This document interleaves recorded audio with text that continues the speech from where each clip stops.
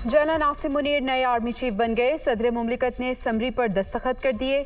General Sahir Shamshad Mirza को chairman joint chiefs of staff committee बनाने की भी मंजूरी।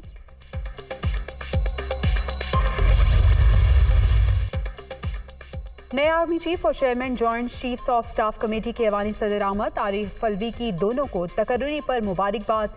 नए army chief general Asim Munir और जनरल साहिर शमशाद मिर्जा की वजीर आजम हाउस में शहबाज शरीफ से मुलाकात। पेशावराना उमूर पर तबादला ख्याल।